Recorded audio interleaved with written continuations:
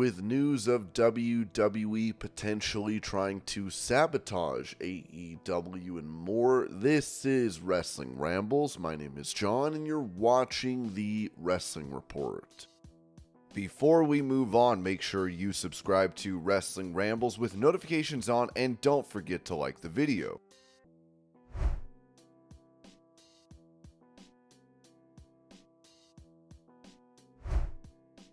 Touching on the similarities to his recent fake retirement promo and Mark Henry's, AJ Styles told Fightful, all of them are happy accidents. Nothing's ever, you don't plan it. Well, I wouldn't say that. My gear is a little bit different. My gear is planned, but when it comes to promos, not really.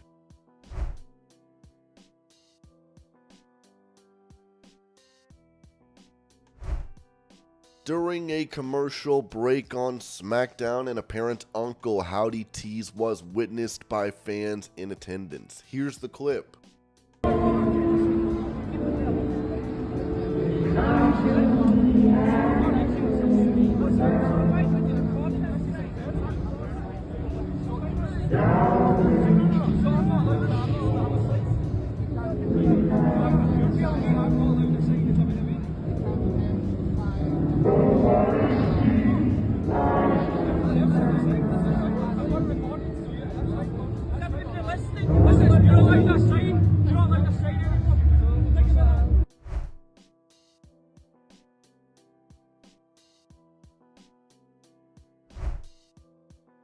Speaking about how he would run AEW, former WCW president Eric Bischoff said on his 83 Weeks podcast, well, the biggest issue is they don't have an issue with talent, although they have way too much of it. But that's more of a business problem, financial problem. The core of their issue is story first, like really bad, like the patient's on his way out or her way out, and you got to fix this because it's from a storyline point of view. That company is bleeding out on the table and it needs to triage. But after I triage the story and what the story means for that company and try to explain the vision for the company and what the company really represents, then I would focus on the characters so that they fit into that vision and fit into the type of story, because right now your characters are all over the map. There are some good ones. Toni Storm was a great character, a very mediocre wrestler, but a great character. Well, you can fix the wrestling part. It's a lot easier to get somebody up to speed technically or work around whatever their weaknesses are so that you focus just on the character as much as possible. So there are some great characters there, but there are some that aren't. There's a lot of them that aren't. There's a lot of them that are the same. It's like 75% of their roster looks like they're there to change your tires. I mean, it looks like somebody if you pull around the back of a Jiffy Lube at lunchtime, everybody's back there smoking a cigarette, having a sandwich. That's what half the roster looks like.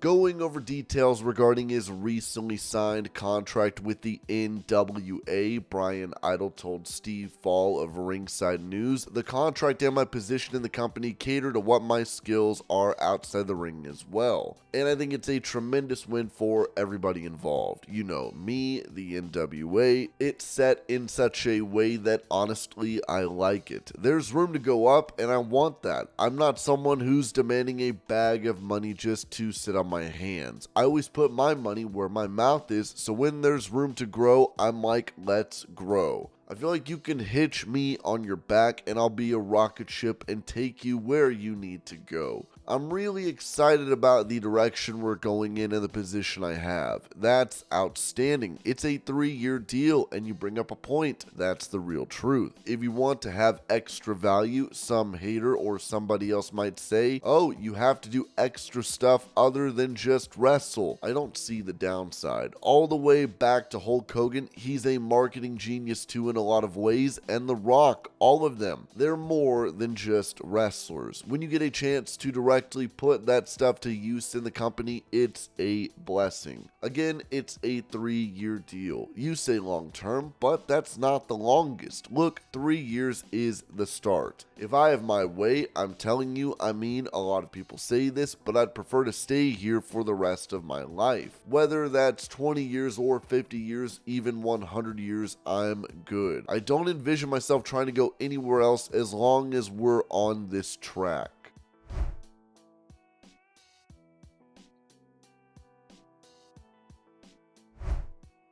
Addressing a possible match against CM Punk down the line, WWE's World Heavyweight Champion Damian Priest said this at the post-Clash at the Castle press conference. Number one, I didn't even know CM Punk was here. I had no idea that he was going to get involved. I found out literally as I was walking out and I saw him with the referee t-shirt on, and then I was told in the back what happened. As far as him being back, it's fine. He's a huge star. We all know his accolades. We all know his resume. So when he's back healthy, if he can perform still at that high level and he earns his way, I would love to share that ring with him. But he's going to have to earn it because I am the world champion.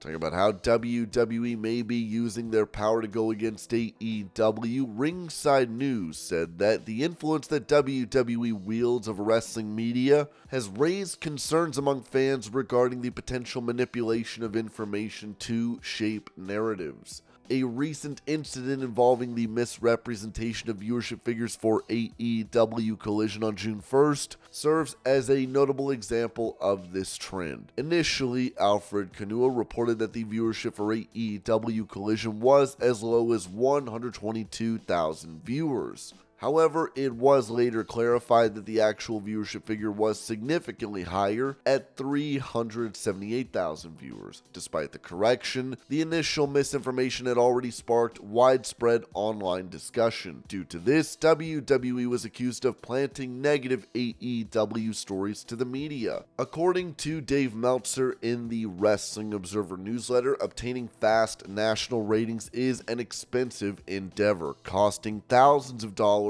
per episode, which limits the number of potential sources. Meltzer revealed that WWE has been consistently ordering these fast nationals for AEW shows since Nick Khan's tenure began. Additionally, WWE's PR team has attempted to share these numbers with various reporters, many of whom have chosen not to engage, viewing it as a questionable practice. Cable Fast Nationals must be requested and purchased for thousands of dollars for each episode. So the possible sources are far fewer than for typical ratings reporting, and I know WWE has been ordering AEW Fast Nationals every week roughly since Nick Khan started. Plus, I know WWE PR tried to feed the numbers to a long line of reporters who long ago decided it was too shady.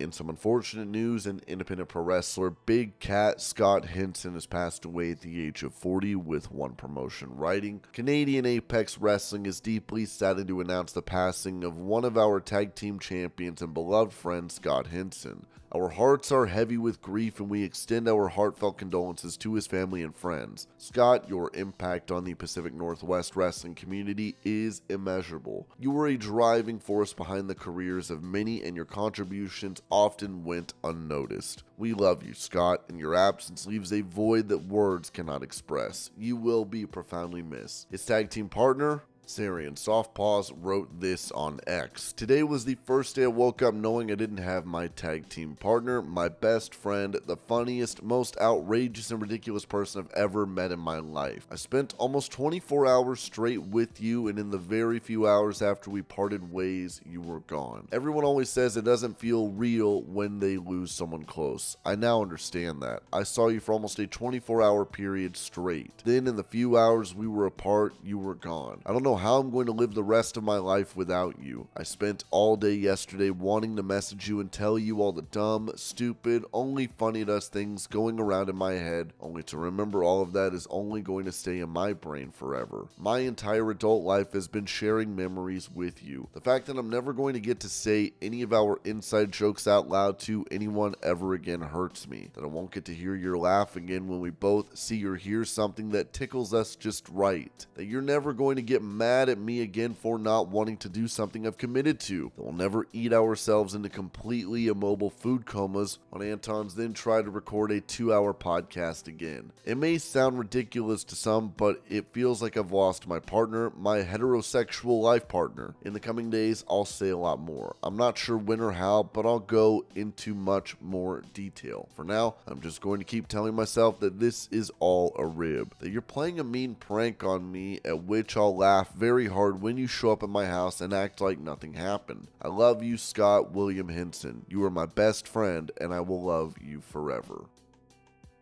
And this was your pro wrestling news update. I hope you're all having a great day. Thank you so much for watching, and I will see y'all later.